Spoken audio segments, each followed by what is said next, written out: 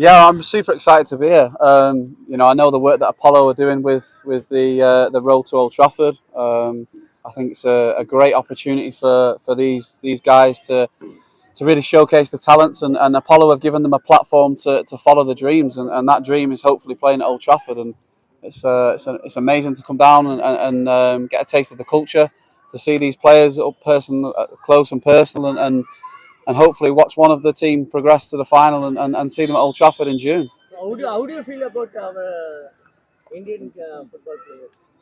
Yeah, I think that like I said before, what Apollo are doing is giving these players a platform to showcase the talent on a better level. And I think by doing that and seeing these little programs all over India, I think then hopefully in 10 years' time, because it will be a long process, but hopefully over time you'll see these players grow, and hopefully you'll see them in England, in the leagues in England, and that's got to be the goal, that's got to be the aim. And it might take 5 years, it might take 10 years, but while we're arranging these events like Apollo have put on, and allowing these players to showcase their ability and the talents, then hopefully slowly but surely we'll begin to see India football, grow.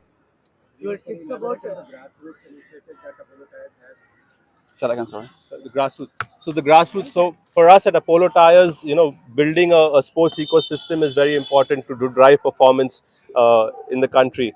And we have been putting up these pitches here, giving access to sport as sort of pitches. And we have a program called United We Play as well, which takes talented youngsters from India. We reached out to over 30,000 youngsters last year, and we took five of them to Old Trafford and Carrington and had a training session with them there. In the past, we've had winners from Chennai. This year, we've got winners from the Northeast, from Punjab, from all across the country. And this is essentially, as Phil said, right, laying a platform for the future. These are the young kids who will grow into future professionals, and by exposing them to the football culture, the techniques and training in at Manchester, we're just strengthening our ecosystem here. These are baby steps that we are doing in contributing to the ecosystem in India. And Road to Old Trafford is another level of that, right? It's for amateur footballers, maybe a long shot for them to live their dreams of playing professionally.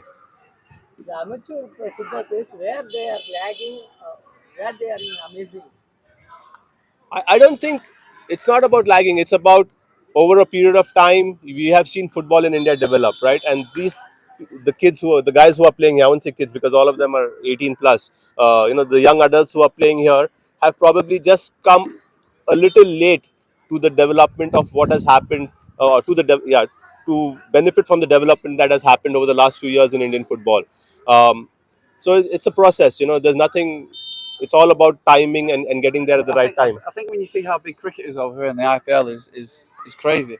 Even back home we see it is crazy. So it's how do we give these young players accessibility to pitches like this? How do we give them a chance to perform, to showcase their ability on a level, but not just once every month, like 3-4 times a week? How do we do that? How do we give them that? And I think slowly but surely, things like this, the road to Old Trafford, I think all these little communities that we can build in India can surely, in the next 5-10 years, hopefully you'll be showcasing an Indian team that are competing at a higher level. And nowadays, that youngsters fully pledged in gadgets. They are not in physical activities. They are not against it. Say that again, sorry. So youngsters are all on their phones. Yeah, it's difficult because the younger generation now, I think what we have to do is we have to adapt, of course, but we have to understand that it's a different culture now. It's a different generation. They all like their iPads. They all like their phones. They won't watch a full game of football now, or they won't watch a full game of cricket. What they'll do is they'll go on Twitter or Instagram, and they'll look at the highlights in 30 seconds and see all the highlights. So how do we get them to watch the full game? How do we get them to engage properly? And I think by putting communities on like this, I think you've got and facilities, I think you've got a greater chance of attracting those young players. Just to add to that, right? We all say that the kids are addicted to their mobile phones, right? And that's because we are giving them the phones at a very young age in their hands. It's our responsibility to get them addicted to sports. So get them out to play at a young age. Get them to the pitches, right? It's the parents' responsibility to get them out to pitches like this or to the playgrounds wherever, and let them play. Let them play football, running, cricket, whatever it is. But if you get them addicted to sport, then they'll stay addicted to sport. Like Phyllis told me how addicted he was and how driven and how focused he was from a very young age. So nothing could take him away from that. And that's what we need to do, right? We have to get them addicted at a very young age. Yeah, I agree. Yeah. Thank you. Thank you. Thank you.